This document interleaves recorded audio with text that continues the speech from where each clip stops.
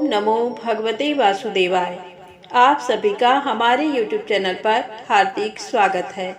आज सुने परमा एकादशी व्रत की संपूर्ण पौराणिक कथा। आज अधिक मास की परमा एकादशी है। वैसे तो एकादशी का महत्व अपने आप में ही कई व्रतों के फल के बराबर है, लेकिन ये एकादशी अधिक मास में है, ऐसे में इसका महत्व और भी ज्यादा बढ़ जाता है। धार्मिक मान्यता के अनुसार अगर व्यक्ति इस एकादशी का सच्चे मन से व्रत करता है, उसे भगवान विष्णु का आशीर्वाद प्राप्त होता है। साथ ही व्यक्ति को दुर्लभ सिद्धियों की प्राप्ति भी होती है। साथ ही इस एकादशी पर स्वर्ण दान, विद्या दान, अन्न दान, भूमि दान और गौ दान का विशेष महत्व भी होता है। शास्त्रों के अनुसार परमा एकादशी पर दान का महत्व बहुत अधिक है। इस दिन व्यक्ति अगर धार्मिक पुस्तकों, फल, मिठाई का दान करता है, उसे शुभ फल की प्राप्ति होती है। साथ ही व्रत का पुण्य भी प्राप्त होता है। इस व्रत में 5 दिनों तक पंचरात्रि व्रत किया जाता है। भक्त पूरी श्रद्धा से भगवान विष्णु की पूजा करते हैं। इसके बाद ब्राह्मणों को भोजन कराया जाता है और दान दक्षिणा दिया जाता है। कहा जाता है कि जो भी व्यक्ति इस दिन व्रत और पूजा करता है, उसके सभी कष्ट दूर हो जाते हैं। इस दिन भगवान विष्णु के साथ भगवान शिव की भी पूजा की जाती है। इस एकादशी व्रत की विधि कठिन है। इस व्रत में 5 दिनों तक पंचरात्रि व्रत किया जाता है, जिसमें एकादशी से अमावस्या तक जल का त्याग किया जाता है। केवल भगवत चरणामृत लिया जाता है। इस पंचरात्र का भारी पुण्य और फल होता है। परमा एकादशी व्रत पे प्रातः काल स्नान के उपरांत भगवान विष्णु के समक्ष बैठकर हाथ में जल व फल लेकर संकल्प करना चाहिए। इसके पश्चात भगवान का पूजन करना चाहिए। इसके बाद 5 दिनों तक श्री विष्णु का स्मरण करते हुए व्रत का पालन करना चाहिए। 5वें दिन ब्राह्मण को भोजन करवाकर दान दक्षिणा सहित विदा करने के बाद व्रती को स्वयं भोजन करना चाहिए। इन 5 दिनों में दीप दान बहुत ही आवश्यक होता है। इन 5 दिनों में श्री हरि विष्णु, माता लक्ष्मी और भगवान भोलेनाथ की पूजा के साथ साथ दीप दान अवश्य ही करना चाहिए। तो आइए जानते हैं परमा एकादशी व्रत की पौराणिक कथा। श्री युधिष्ठिर जी बोले कि हे जनार्दन, अब आप अधिक माह के कृष्ण पक्ष की एकादशी का नाम तथा उसके व्रत की विधि बताइए। श्री कृष्ण बोले कि हे राजन, इस एकादशी का नाम परमा है। इसके व्रत से समस्त पाप नष्ट होकर इस लोक में तथा परलोक में मुक्ति मिलती है। इसका व्रत पूर्वोक्त विधि से करना चाहिए और भगवान नरोत्तम की धूप, दीप, नैवेद्य, पुष्प आदि से पूजा करनी चाहिए। इस एकादशी के विषय की एक मनोहर कथा जो कि महर्षियों के साथ काम्पिल्य नगरी में हुई थी, कहता हूँ। आप ध्यान पूर्वक श्रवण कीजिए। काम्पिल्य नगर में सुमेधा नाम का एक ब्राह्मण रहता था। इसकी पवित्रा नाम की स्त्री अत्यंत पवित्र तथा पतिव्रता थी। वह किसी पूर्व जन्म के कारण अत्यंत दरिद्र थी। उसे भिक्षा मांगने पर भी भिक्षा नहीं मिलती थी। वह सदैव वस्त्रों से रहित होते हुए भी अपने पति की सेवा करती रहती। वह अतिथि को अन्न देकर स्वयं भूखी रहती थी और पति से कभी किसी वस्तु के लिए नहीं कहती थी। जब सुमेधा ने अपनी स्त्री को अत्यंत दुर्बल देखा तो बोला कि हे प्रिय, जब मैं धनवानों से धन मांगता हूँ तो वह कुछ मुझे नहीं देते। गृहस्थी केवल धन से चलती है। अब मैं क्या करूं? इसलिए यदि तुम्हारी राय हो तो मैं परदेश में जाकर उद्यम करूं। इस पर उसकी स्त्री विनीत भाव से बोली कि पति देव, पति अच्छा या बुरा जो कुछ भी कहे, पत्नी को वही करना चाहिए। पूर्व जन्म में जो मनुष्य विद्या और भूमि दान करते हैं, उन्हें ही इस जन्म में विद्या और भूमि मिलती है। यदि कोई मनुष्य दान नहीं करता तो भगवान उसे केवल अन्न ही देते हैं। मैं आपका वियोग नहीं सह सकती। पति रहित स्त्री की संसार में माता, पिता, भ्राता, ससुर तथा संबंधी आदि निंदा करते हैं। इसलिए आपको इसी स्थान पर रहना चाहिए। एक समय कौंडिन्य मुनि उस जगह आए। उनको आते देखकर सुमेधा सहित स्त्री ने प्रणाम किया और बोले, हम आज धन्य हैं, आज हमारा जीवन आपके दर्शन से सफल हुआ। उन्होंने उनको आसन तथा भोजन दिया। भोजन देने के पश्चात पवित्रा बोली कि हे मुनि, आप मुझे दरिद्रता का नाश करने का उपाय बतलाइए। मैंने अपने पति को परदेश में धन कमाने से जाने से रोका है। मेरे भाग्य से आप आ गए हैं। मुझे पूर्ण निश्चय है कि अब मेरी दरिद्रता शीघ्र ही नष्ट हो जाएगी। अतः आप हमारी दरिद्रता नष्ट करने के लिए किसी व्रत को बतलाइए। इस पर कौंडिन्य मुनि बोले कि मलमास के कृष्ण पक्ष की परमा एकादशी के व्रत से समस्त पाप, दुख और दरिद्रता आदि नष्ट हो जाते हैं। जो मनुष्य इसका व्रत करता है वह धनवान हो जाता है। इस व्रत में नाच गाना आदि सहित रात्रि जागरण करना चाहिए। कुबेर को महादेव जी ने इसी व्रत के करने से धनाधिपति बना दिया। इसी व्रत के प्रभाव से सत्यवादी हरिश्चंद्र को पुत्र, स्त्री और राज्य प्राप्त हुआ था। उन मुनि ने उसको एकादशी के व्रत की समस्त विधि कह सुनाई। वह मुनि फिर बोले कि ब्राह्मण जी, पंचरात्रि व्रत इससे भी अधिक उत्तम है।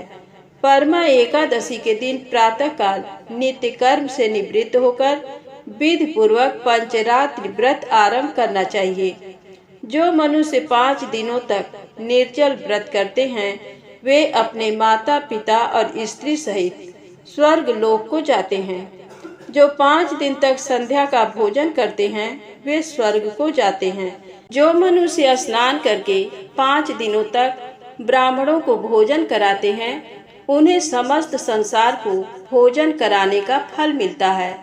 इस व्रत में जो घोड़े का दान करते हैं उन्हें तीनों लोक दान करने का फल मिलता है। जो मनुष्य उत्तम ब्राह्मण को तिल सहित दान करते हैं वे तिल की संख्या के बराबर विष्णु लोक में जाते हैं। जो 5 दिन तक ब्रह्मचर्य पूर्वक रहते हैं वे देवांगनाओं के साथ स्वर्ग में भोग करते हैं। हे पवित्रे, तुम अपने पति के साथ इसी व्रत को करो, उससे तुम्हें सिद्धि प्राप्त होगी और अंत में स्वर्ग को जाओगी। कौंडिन्य मुनि के कहे अनुसार उन्होंने परमा एकादशी का 5 दिन तक व्रत किया। व्रत समाप्त होने पर उसने देखा कि राजकुमार उसके सामने खड़े हैं। राजकुमार ने एक उत्तम गृह जो कि सब वस्तुओं से सजा हुआ था रहने के लिए दिया। राजकुमार उसको 1 ग्राम देकर अपने महल को चले गए। दोनों इस व्रत के प्रभाव से इस लोक में अनंत सुख भोग कर अंत में स्वर्ग लोक को गए। श्री कृष्ण जी बोले कि हे राजन, जो मनुष्य परमा एकादशी का व्रत करता है उसे समस्त तीर्थों, दानों आदि का फल मिलता है। जिस प्रकार संसार में 2 पैर वालों में ब्राह्मण, 4 पैर वालों में गौ, देवताओं में इंद्र राज श्रेष्ठ हैं, उसी प्रकार महीनों में अधिक मास पुरुषोत्तम मास उत्तम है। इस महीने में 5 रात्रि अत्यंत पुण्य देने वाली है। इस महीने में पद्मिनी और परमा एकादशी भी श्रेष्ठ हैं। उनके व्रत से समस्त पाप क्षीण हो जाते हैं। दुर्बल मनुष्य को एक व्रत जरूर करना चाहिए। जो मनुष्य अधिक मास स्नान तथा एकादशी व्रत नहीं करते उन्हें आत्मघात का पाप लगता है। वह मनुष्य योनि बड़े पुण्यों से मिलती है। इसलिए मनुष्य को एकादशी का व्रत अवश्य करना चाहिए। हे युधिष्ठिर, जो आपने मुझसे पूछा था सो मैंने आपको बतला दिया। अब आप इसका व्रत भक्ति पूर्वक कीजिए। जो मनुष्य अधिक मास की परमा एकादशी का व्रत करते हैं वे स्वर्ग लोक में जाकर इंद्र के समान सुखों को भोगते हुए तीनों लोकों में बंदनीय होते हैं। तो प्रेम से बोले विष्णु भगवान की जय हो। अब आइए सुने भक्त और भगवान की कहानी। श्री रामदास जी की कहानी। द्वारकापुरी के समीप ही डाकौर नाम का एक गांव है। वहां श्री रामदास जी नाम के एक भक्त रहते थे। वे प्रति एकादशी को द्वारका में जाकर श्री रणछोड़ जी के मंदिर में जागरण कीर्तन करते थे। जब उनका शरीर वृद्ध हो गया तब भगवान ने आज्ञा दी कि अब एकादशी की रात का जागरण घर पर ही कर लिया करो। पर उन्होंने ठाकुर जी की ये बात नहीं मानी। भक्त का दृढ़ नियम देखकर भाव में भरकर भगवान बोले, अब तुम्हारे यहाँ आने का कष्ट मुझसे सहन नहीं होता है, इसलिए अब मैं ही तुम्हारे घर चलूंगा। अगली एकादशी को गाड़ी ले आना और उसे मंदिर के पीछे खिड़की की ओर खड़ी कर देना। मैं खिड़की खोल दूंगा, तुम मुझे गोद में भरकर उठा ले जाना और गाड़ी में पधराकर शीघ्र ही चल देना। भक्त श्री रामदास जी ने वैसा ही किया। जागरण करने के लिए गाड़ी पर चढ़कर आए। सभी लोगों ने समझा कि भक्त जी अब वृद्ध हो गए हैं, अतः गाड़ी पर चढ़कर आए हैं। एकादशी की रात भर जागरण हुआ। द्वादशी की आधी रात को वे खिड़की के मार्ग से मंदिर में गए। उनके तन मन में भारी उत्साह था। ठाकुर जी के श्री विग्रह पर से सभी आभूषण उतारकर वहीं मंदिर में रख दिए। उनका सच्चा प्रेम भगवान से था, आभूषणों से क्या प्रयोजन। श्री रणछोड़ जी को गाड़ी में पधराकर चल दिए। प्रातःकाल पुजारियों ने मंदिर खोला तो देखा कि मंदिर सूना उजड़ा पड़ा है। लोग समझ गए कि रामदास गाड़ी लाए थे, वही ले गए। पुजारियों ने पीछा किया। उन्हें आते देखकर श्री रामदास जी ने कहा कि अब कौन उपाय करना चाहिए। भगवान ने कहा, मुझे बावली में पधरा दो। भक्त ने ऐसा ही किया और सुखपूर्वक गाड़ी हाँक दी। पुजारियों ने श्री रामदास जी को पकड़ा और खूब मार लगाई। इनके शरीर में बहुत से घाव हो गए। भक्त जी को मार पीट कर पुजारी लोगों ने गाड़ी में तथा गाड़ी के चारों ओर भगवान को ढूंढा, पर वे कहीं नहीं मिले।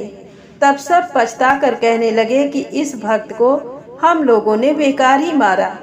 इसी बीच उनमें से एक बोल उठा, मैंने इस रामदास को इस ओर से आते देखा था, इस ओर ये गया था, चलो वहाँ देखें।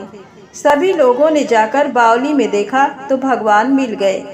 उसका जल खून से लाल हो गया था। भगवान ने कहा, तुम लोगों ने जो मेरे भक्त को मारा है, उस चोट को मैंने अपने शरीर पर लिया है। इसी से मेरे शरीर से खून बह रहा है। अब मैं तुम लोगों के साथ कदापि नहीं जाऊंगा। ये कहकर श्री ठाकुर जी ने उन्हें दूसरी मूर्ति एक स्थान में थी सो बता दी और कहा कि उसे ले जाकर मंदिर में पधराओ। अपनी जीविका के लिए मेरी इस मूर्ति के बराबर सोना ले लो और वापस जाओ। पुजारी लोग बस राजी हो गए और बोले, तौल दीजिए। रामदास जी के घर पर आकर भगवान ने कहा, रामदास, तराजू बांधकर मेरे बराबर सोना तौल दो। रामदास जी की स्त्री के कान में एक सोने की बाली थी। उसी से उन्होंने भगवान को तौल दिया और पुजारियों को दे दिया। पुजारीगण अत्यंत लज्जित हुए और वहां से उठकर चले गए। श्री रणछोड़ जी रामदास जी के घर में ही विराजे। इस प्रसंग में भक्ति का प्रकट प्रताप कहा गया है। भक्त के शरीर पर पड़ी चोट को जब प्रभु ने अपने ऊपर ले लिया, तब उनका आयुध छत ये नाम हुआ। भगवान ने भक्त से अपनी एक रूपता दिखलाने के लिए ही चोट सही, अन्यथा उन्हें भला कौन मार सकता है। आज भी रणछोड़ भगवान को पट्टी बांधी जाती है। धन्य है भक्त रामदास। तो प्रेम से बोलिए, भक्त और भगवान की जय हो।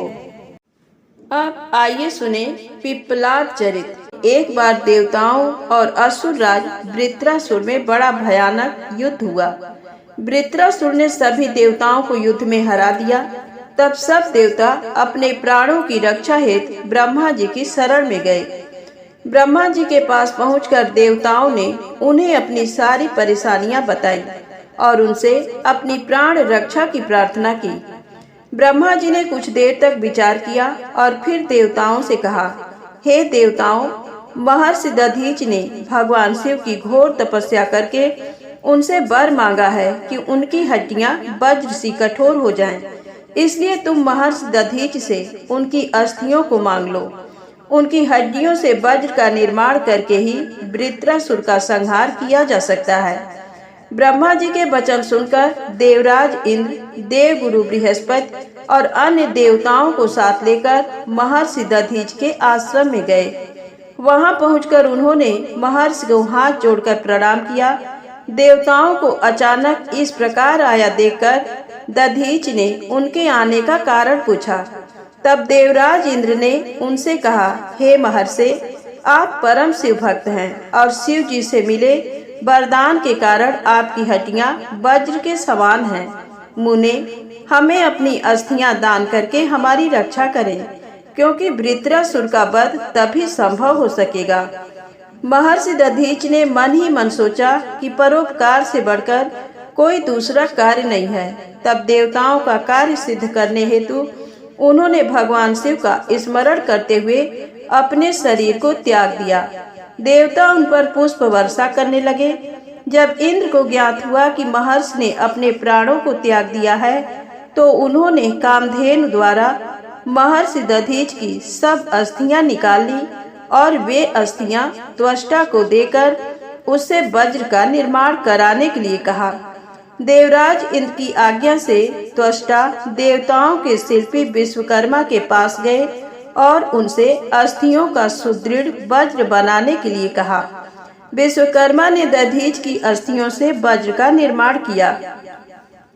इस प्रकार महर्षि दधीच की अस्थियों से निर्मित वज्र को पाकर देवराज इंद्र बहुत प्रसन्न हुए और असुर राज वृत्रासुर का वध करने के लिए चल दिए। उन्होंने युद्ध भूमि में जाकर वृत्रासुर को ललकारा और अपने वज्र से उस पर कठोर प्रहार कर उसे किसी पर्वत की भांति खंड खंड कर डाला। वृत्रासुर के मरते ही देवताओं की प्रसन्नता की कोई सीमा न रही। वे उत्सव करने लगे, चारों ओर मंगल गान होने लगे तथा देवता इंद्र की स्तुति करने लगे। उधर दूसरी ओर जब महर्षि दधीच की पत्नी सुअर्चा घर के सारे काम पूरे करके बाहर आई, तो अपने पति को न देखकर सशंकित हो उठी। देवता भी वहां नहीं थे। उसे निश्चय हो गया कि उसके पति के साथ देवताओं ने छल किया है। सुअर्चा ने देवताओं को कोसते हुए पशु बनने का शाप दे दिया।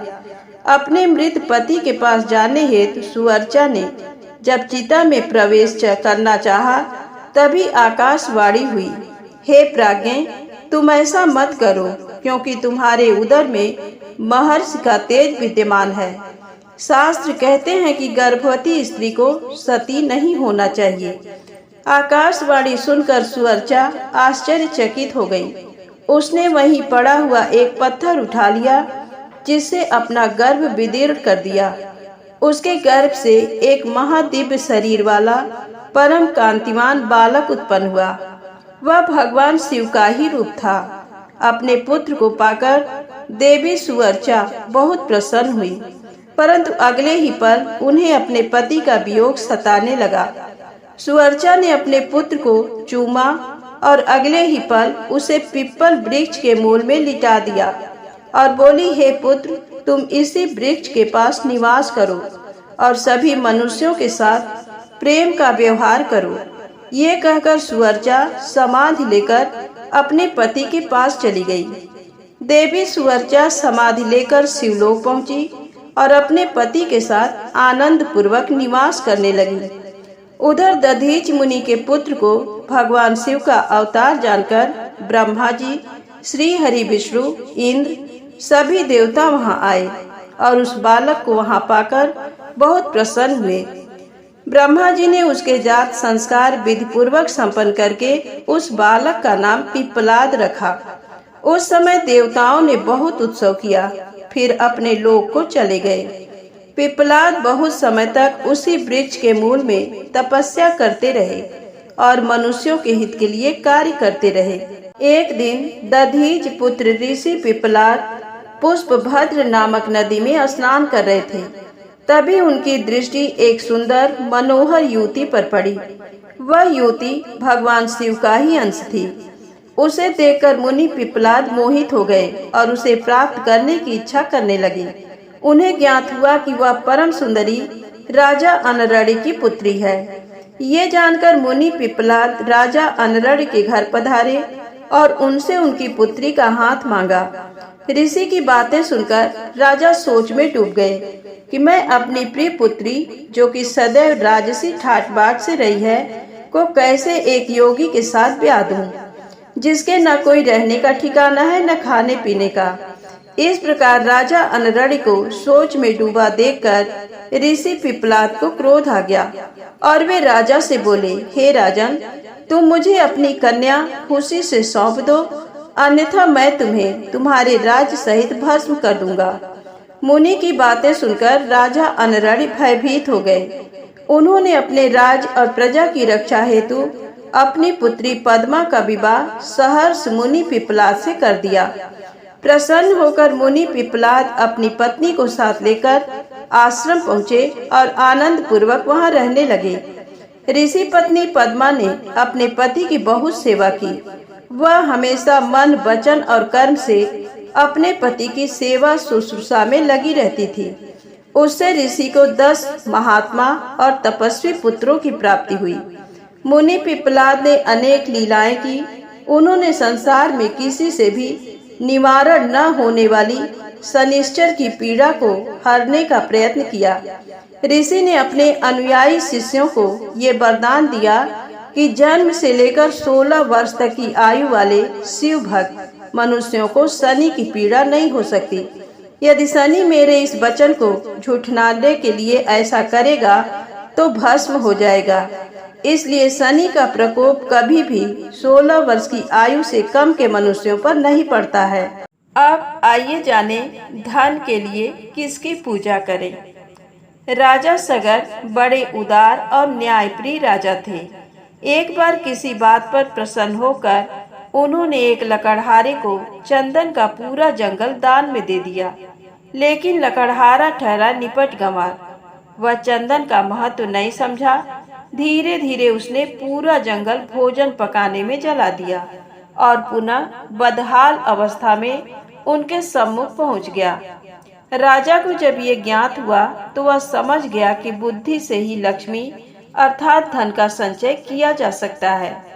गणेश बुद्धि के स्वामी हैं और लक्ष्मी धन की, इसलिए दोनों की एक साथ पूजा की जाती है ताकि धन और बुद्धि एक साथ मिले। एक दूसरी कथा के अनुसार एक बार एक मुनि के मन में राजसी सुख भोगने का विचार आया और उन्होंने लक्ष्मी को प्रसन्न करने के लिए घोर तपस्या शुरू कर दिया। लक्ष्मी प्रसन्न हुई और उन्हें वांछित वर दे दिया। वर को सफल करने के लिए वह मुनि एक राजा के दरबार में पहुंचे और एक झटके से उसका मुकुट नीचे गिरा दिया। ये देख राजा और सभासदों की भ्रिकुटियां तन गई, किंतु तभी मुकुट में से एक विषैला सर्प निकलकर भागा। ये देख सभी लोग बहुत प्रसन्न हुए। राजा ने मुनि को अपना मंत्री बना लिया। एक बार मुनि मंत्री ने सभी को तुरंत राजमहल से बाहर निकल जाने को कहा। सभी उनके चमत्कार को नमस्कार करते थे, इसलिए तुरंत बाहर चले गए। अगले ही क्षण तेज भूकंप से राजमहल खंडहर बन गया। सभी ने उसकी भूरी भूरी प्रशंसा की। अब सभी काम मुनि मंत्री की आज्ञा अनुसार होने लगे। ये सब देख उनके मन में अहंकार उत्पन्न हो गया और वह स्वयं को सबसे महान समझने लगे। एक दिन राजमहल के एक कक्ष में उन्होंने गणेश की एक प्रतिमा देखी। उसने आदेश देकर वह प्रतिमा वहां से हटवा दी और उसी दिन अनहोनी हो गई। दरबार लगा था। मुनि मंत्री ने राजा से कहा, महाराज अपनी धोती उतारें, इसमें सर्प है। राजा ने तुरंत धोती उतारी, लेकिन सर्प नहीं निकला। ये देख उसे बहुत क्रोध आया। उसने मुनि मंत्री को काल कोठरी में डलवा दिया। मुनि पुनः तप करने लगा। एक रात स्वप्न में लक्ष्मी जी ने कहा, मूर्ख, तूने राजमहल से गणेश की प्रतिमा हटवा दी। वे बुद्धि के देवता हैं। तूने उन्हें रुष्ट कर दिया, इसलिए उन्होंने तेरी बुद्धि हर ली। मुनि मंत्री को अपनी गलती का पता चला तो उसने गणेश को प्रसन्न किया।